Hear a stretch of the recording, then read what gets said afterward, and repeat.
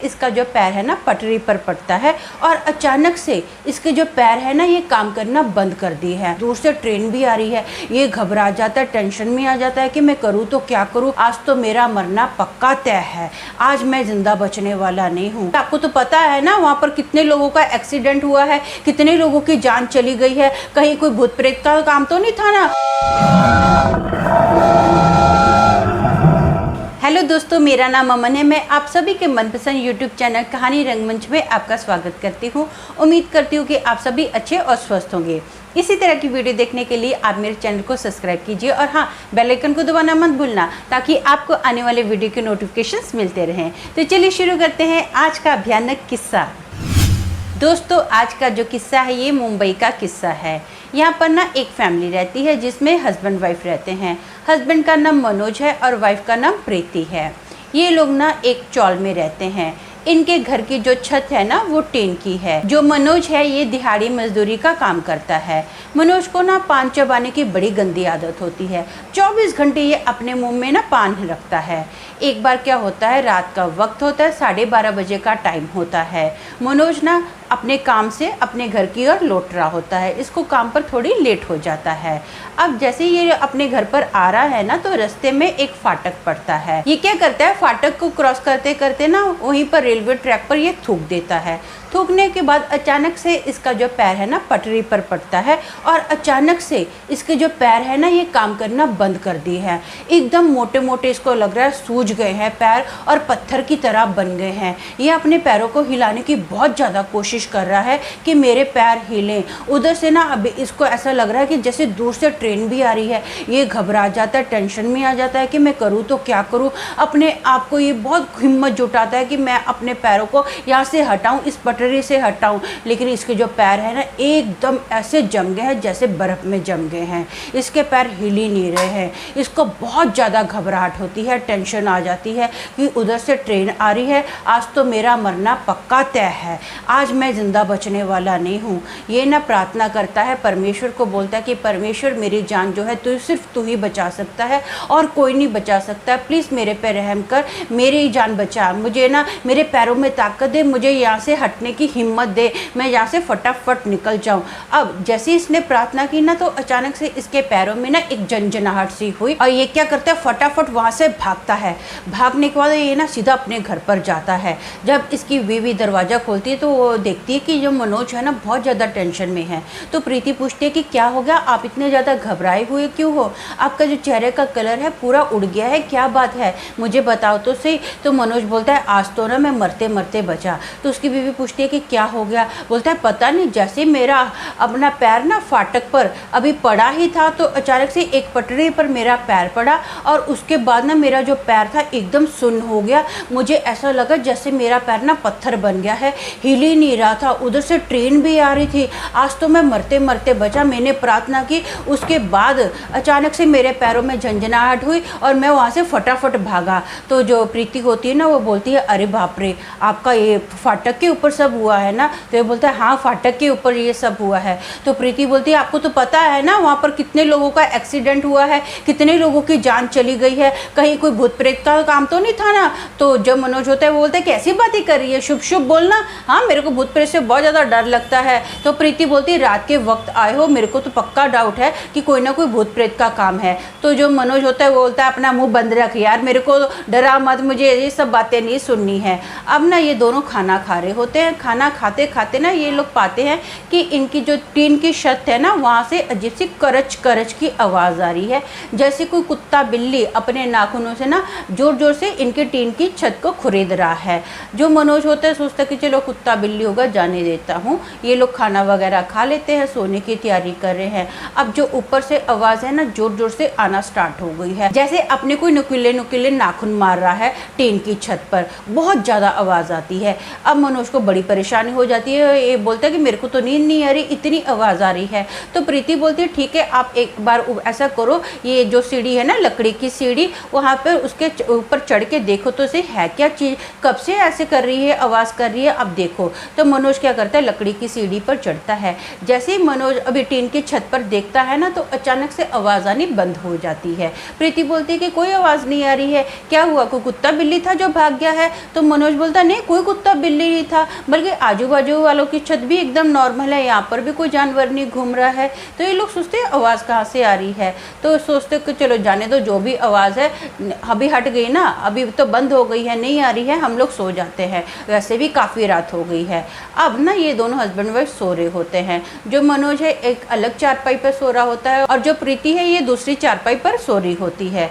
मनोज को ना अचानक से ऐसा लगता है कि जैसे इसके ना चारपाई के नीचे से कोई गुस्से से बोल रहा है, जोर जोर से घुरा रहा है, बहुत ही डरावनी आवाज़ सुनाई देती है। मनोज फट से पलटी मारकर ना चारपाई के नीचे देखता है, लेकिन कुछ भी नहीं होता, एकदम नॉर्मल होती है, चारपाई के नीचे कोई भी नहीं होता है। जैसे उसने झुक के नीचे देखा ना, तो आवाज़ आनी बंद हो गई। ये फिर से लेट जाता है, ये सोचता है कि मेरा कुछ सपना होगा या मेरा वहम हो सकता है। थोड़ा टाइम के बाद इसकी फिर से आँख लग जाती है, फिर से सेकंड टाइम इसको वही आवाज़ आती है। ये गुस्से में ना फिर से पलटी मार के देखता है, पलटी मार के देखने के बाद ना वो जो आवाज़ है एकदम बंद हो गई है। अब ये सोचता है कि यार ऐसे कैसे हो सकता है, ये आवाज़ मैंने ध्यान से सुनी है, पहले भी एक बार हो चुका है, अब दूसरी बार हुआ है, ये मेरा कोई सपना नहीं है, मेरा कोई वहम नहीं है, ये हो क्या रहा है, चल क्या रहा है। अब ना जो मनोज होता है इसको पानी की प्यास लगती है, ये सोचता है कि चल ऐसा करता हूँ, मटके से पानी लेता हूँ। ये जस्ट अपनी चारपाई से उठने ही वाला था ना, तो इसको महसूस होता है कि किसी ने उसको जोर से धक्का मारा। मनोज अपनी चारपाई पर दूर जाके गिरता है। गिरने के बाद ना मनोज को ऐसा फील होता है कि जैसे इसकी छाती के ऊपर कोई बैठ गया है। इसको ना एक आदमी दिखाई देता है, एकदम क्लियर उसका फेस नहीं है। वो जो आदमी है ना, ऐसा लगता है कि पूरा सफ़ेद आदमी है, उसके सर पर एक भी बाल नहीं है, और उसकी बड़ी बड़ी बस मोटी मोटी आँखें हैं, और उसके लंबे लंबे हाथ हैं। वो जो उसके हाथ है ना, अब इसकी छाती पर जो व्यक्ति बैठ गया है, जो भूत बैठ गया है, अब धीरे धीरे उस व्यक्ति के जो हाथ है ना इसकी गर्दन पर आते हैं और जोर से इसकी गर्दन दबाना स्टार्ट कर देते हैं। मनोज बहुत ज़्यादा अपने आप को बचाने की कोशिश कर रहा है, हाथ पैर हिलाने की कोशिश कर रहा है, लेकिन हाथ पैर उसके हिल ही नहीं रहे हैं, और उसको महसूस होता है कि धीरे धीरे बस अब उसकी जान जाने वाली है। मनोज की जो आंखें हैं ना एकदम बड़ी बड़ी मोटी मोटी हो गई हैं, उसको सांस नहीं मिलती है, तो नहीं जोर से आवाज़ लगाता है, प्रीति मुझे बचा। ये आवाज़ सुनकर ना प्रीति फट से उठती है, और ये ना मनोज को पूछती है कि क्या हो गया, क्या हो गया। जो मनोज है ना ये कुछ बोल ही नहीं रहा है, बस एकदम बुत की तरह लेटा हुआ है। प्रीति इसको जोर से हिलाती है, इसके मुंह पर पानी डालती है, बोलती है होश में आओ, क्या हो गया मुझे बताओ तो सही, आप कुछ बोल क्यों नहीं रहे हो। तो जब मनोज होता है थोड़े टाइम के बाद जब नॉर्मल होता है ना, तो प्रीति को पूरी बात बताता है। प्रीति बोलती मैंने आपको बोला था ना कि फाटक के पास से आप आए हो तो पक्का आपके पीछे कोई भूत प्रेत लग गया होगा, आपने मेरी बात पे भरोसा नहीं किया है, पक्का यहाँ पर कोई ना कोई भूत प्रेत आपके पीछे लगा हुआ है। हम लोग क्या करते हैं, हम लोग ना यहाँ पर प्रार्थना करनी स्टार्ट कर देते हैं, सोएंगे नहीं, क्योंकि जब भी हम लोग सोते हैं वो अभी उसने आपके ऊपर अटैक किया था, तो अब हम लोग सोएंगे नहीं, पूरी रात जाग कर ही निकालेंगे। ऐसा ही होता है, ये पूरी रात प्रार्थना करते हैं। इनके घर से अजीब अजीब सी आवाज़ें आती है, फिर से इनको ऐसा लगता है कि जैसे छत पर अब ऐसा महसूस हुआ कि कोई भाग रहा है, और कभी कभी ऐसा महसूस हुआ कि छत के ऊपर कोई ईंटें फेंक रहा है। बर्तन की आवाज़ आ रही है, इनके घर पर ना ऑटोमेटिक जो बर्तन हैं गिर रहे हैं। बहुत ज़्यादा घबरा गए हैं ये लोग, फिर से प्रार्थना कर रहे हैं, कंटिन्यू प्रार्थना करते जा रहे हैं। घर का दरवाज़ा भी खोल के रखते हैं, डर जाते हैं, क्योंकि इनको ऐसा होता है कि अगर कुछ ज़्यादा बुरा हुआ तो हम लोग फटाफट अपने घर से बाहर निकल जाएंगे। बर्तन गिरने के बाद ना उसके बाद थोड़ा सा नॉर्मल हो गया, एकदम नॉर्मल माहौल हो गया। छत से कोई आवाज़ नहीं आ रही थी, बर्तन भी जो गिरने थे वो गिर चुके। एकदम जैसे सुबह हुई ना तो एकदम शांति जैसी हो गई इनके घर पर। तो इसकी बीवी ने बोला कि मैं एक बाबा को जानती हूँ, ऐसा करती हूँ उन बाबा को बुलाती हूँ। ये ना फटाफट जैसी सुबह होती है बाबा को कॉल करती है और बोलती है कि प्लीज़ आप हमारी मदद करो, हम पूरी रात सो नहीं पाए हैं, मेरी पति के जान को खतरा है, मेरे पति को बचा लो। तो वो बाबा बोलते हैं ठीक है मैं आता हूँ। जैसे ही वो बाबा इनके घर पर आए ना, तो वो जो चारपाई पर मनोज लेटा हुआ था ना, बाबा उस चारपाई पर बैठ जाते हैं और कुछ साधना में लग जाते हैं। उनकी आंखें बंद होती हैं। जैसे ही उनकी आंखें बंद हुई ना, तो वो पाते हैं कि उनकी चारपाई के पास ना एक साया सा खड़ा है, सफ़ेद साया है। वो जो साया है धीरे धीरे लंबा होता जा रहा है। ये साया प्रीति और मनोज ने भी देखा। बाबा अपनी फट से आंखें खोलते हैं और उस साया को पूछते हैं कि तू कौन है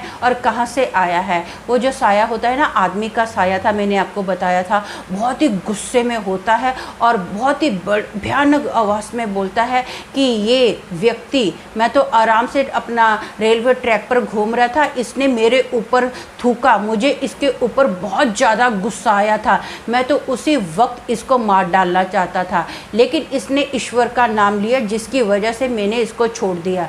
लेकिन मेरा गुस्सा कम नहीं हुआ, फिर भी मैं इसका पीछा किया, इसके घर तक आ गया। ये जो रात को सारी हरकतें हो रही थी ना इनके घर पर, वो मैं ही कर रहा था। मुझे इसके ऊपर ना बहुत ज़्यादा गुस्सा आया हुआ है, इसने मेरे ऊपर थूका कैसे। अब मेरा दिल करता है कि मैं ना इसको ख़त्म ही कर दूँ, इसकी इतनी गंदी हरकत मुझे पसंद नहीं है। तो वो जो बाबा होते हैं ना, उस भूत को बोलते हैं कि इससे गलती होगी, इसको माफ़ कर दे, इसको तो पता भी नहीं था तू वहाँ पर है, तू कौन सा नज़र आया इसको, अगर नज़र आता ये तेरे ऊपर नहीं थूकता, इससे बहुत बड़ी गलती होगी, इसको माफ़ कर दे। तो मनोज भी जो होता है ना, वो हाथ जोड़ के बोलता है, हाँ मुझे माफ़ कर दो, मेरे से बहुत बड़ी भूल हो गई है, नेक्स्ट टाइम ऐसी कभी भी भूल नहीं होगी, प्लीज़ मेरी जान को बख्श दो। वो जो भूत होता है ना, बोलता है ठीक है, मैं तेरी जान को एक ही शर्त पर बख्शूंगा, तो ऐसा करना, रात के वक्त ना वहाँ पर बहुत सारा मटन रख कर आ जाना रेलवे ट्रैक पर, तभी मैं तेरे को ज़िंदा छोड़ूंगा। तो मनोज बोलता है हाँ पक्का 100% मैं रख दूंगा, बस अब मुझे और मेरी बीवी को कोई नुकसान मत पहुंचाना। तो वो भूत बोलता है ठीक है, मैं यहाँ से चला जाता हूँ। वो जो भूत होता है इस घर से निकल जाता है। जो बाबा होते हैं ना, वो बोलते हैं कि ठीक है, यहाँ पर अब कोई भूत नहीं है, डरने की कोई बात नहीं है, और मैं ना इस घर के पास ना एक ऐसा करता हूँ, जानवर की हड्डी है मेरे पास, वो जानवर की हड्डी आपके दरवाजे के पास बांध देता हूँ, जिसके कारण ये भूत क्या कोई भी भूत प्रेत आपके घर के अंदर नहीं आएगा, आप एकदम सुरक्षित रहोगे। जो मनोज होता है रात के वक्त 12:30 बजे के पास उस रेलवे ट्रैक पर बहुत सारा मटन रख के आ जाता है। उस दिन के बाद ना इनके घर पर ऐसी कोई भूतिया घटना नहीं हुई, सब कुछ नॉर्मल ही रहा। तो दोस्तों मेरा मानना तो ये है कि अगर आप रात के वक्त कभी भी सुनसान एरिया से आते हैं ना, तो हमेशा ईश्वर का नाम लेना चाहिए, क्योंकि कोई पता नहीं है कौन सा भूत प्रेत कब आपके पीछे लग जाए। खास तौर पर रेलवे ट्रैक के ऊपर तो जब पता है कि इतनी सारी घटनाएं हुई हैं, तो उस वक्त ना उस जगह पर तो स्पेशली ईश्वर का नाम लेना चाहिए और वहाँ से निकलना चाहिए, ताकि आप एकदम सुरक्षित रहो। तो आज के लिए बस इतना ही, कल फिर मिलेंगे और एक भयानक किस्से के साथ। तब तक के लिए शालूम, शांति और सलाम।